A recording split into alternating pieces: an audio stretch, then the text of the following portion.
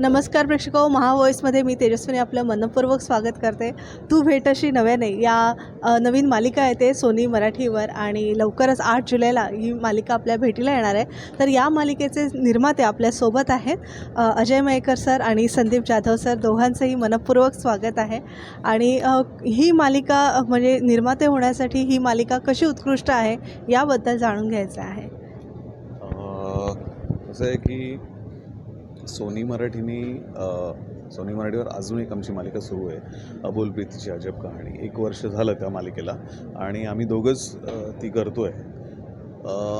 तर ही मालिका सुरू असताना आम्हाला अजय सर आणि सोहा यांनी विचारलं की अजून एक मालिका आम्हाला करायची आहे आणि ती तुम्हीच करावी अशी इच्छा आहे.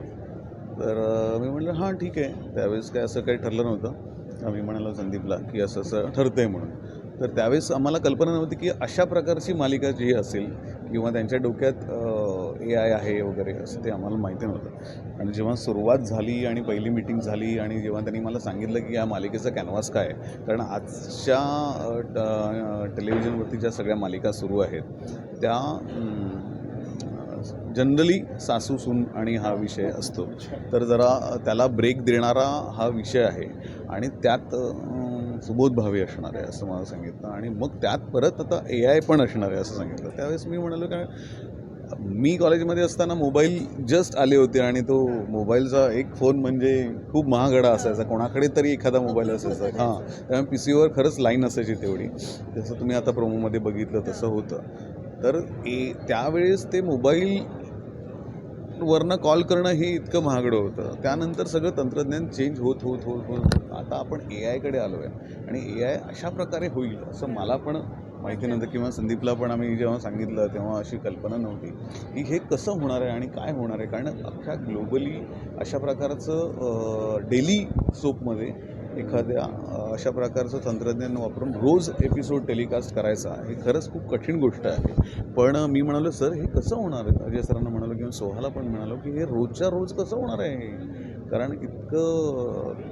डेली सूपचं तुम्हाला माहिती आहे की रोज शूटिंग होतं, एपिसोड जायलाच पाहिजे असं सगळं असतं. तर हे कसं होणार आहे. त्याने सांगितलं की त्याची काळजी करू नकोस. जसं त्यांनी मगाशी स्टेजवर सांगितलं की 6 महिन्यापासून त्यांची तयारी सुरू होती. आम्हाला ते सरप्राईज दिलं होतं आणि ते जेव्हा पहिल्यांदा ते सगळं त्यांनी मला सगळं समजावून सांगितलं आणि त्यानंतर शूटिंग सुरू केलं आणि पहिल्यांदा जेव्हा AI आम्ही बघितलं त्यावेळेस ते बघून अवाक अचाट असं झालं. पण अशी ही सुरुवात झाली आमची आणि आमच्यावर विश्वास दाखवला सोनी मराठीने आणि अजय सरांनी आणि सोहाने. त्याबद्दल त्यांचे सेम प्रश्न. पहिल्यांदा AI तंत्रज्ञान वापरताना तुम्हाला कसा अनुभव? नाही, टेक्निकली तर अजय सरांनी बऱ्याच गोष्टी सांगितल्या. मुख्य मुद्दा असा आहे ना की आम्ही तसे दोघे नवीन प्रोड्युसर आहोत, म्हणजे आत्ता झालेले, आणि इतका मोठा प्रोजेक्ट सोनीनी आमच्या खांद्यावर टाकला. म्हणजे समाजामध्ये खूप मोठमोठाले प्रोड्युसर आहे, खूप मोठमोठाले प्रोडक्शन हाऊसेस आहे, आणि तरीसुद्धा म्हणजे अजय आणि माझ्यावर जी जबाबदारी टाकली त्यांनी, म्हणजे हॅट्स ऑफ त्यांना खरं पाहता. अन्यथा हा हे प्रोजेक्ट करणं सुबोधसारखा चेहरा घेऊन आणि हे सगळं त्याचा कॅनव्हास कॉलेजचा तुम्ही बघितला तर तो पण मोठा आहे. म्हणजे तो म्हणजे कॉलेजच आहे, म्हणजे अख्खं म्हणजे कॉलेज आहे, नंबर ऑफ लोकेशन्स आहे, बरेच आहे. म्हणजे प्रोडक्शनच्या दृष्टीने खूप चॅलेंजिंग आहे आणि खर्चिक आहे, चॅलेंजिंग आहे या सगळ्या गोष्टी, आणि ते त्या ताकदीने डिलिव्हर करणं आणि त्यांना जो विश्वास आमच्याबद्दल वाटला याच्याबद्दल आम्ही धन्य आहोत. म्हणजे खरं पाहता सिरियसली. सुबोध सरांनी तुमच्याविषयी बरंच सांगितलं, कारण बऱ्याचशा मालिका तुम्ही सोबत होता त्यांच्या. तर सुबोध सरांबद्दल काही अनुभव त्याविषयी थोडंसं आम्हाला जाणून घ्यायचं आहे. कशी तुमची इतक्या वर्षांची मैत्री फुलत गेली आहे मालिकांच्या माध्यमातून, ते जाणून घ्यायचं. म्हणजे सुबोधसोबत पहिली मालिका मी जी केली होती ती वादळवाट होती. म्हणजे मी माझ्या करिअरची सुरुवातच इतक्या सगळ्या मोठ्या कलाकारांसोबत केली होती आणि सुबोध पण होता.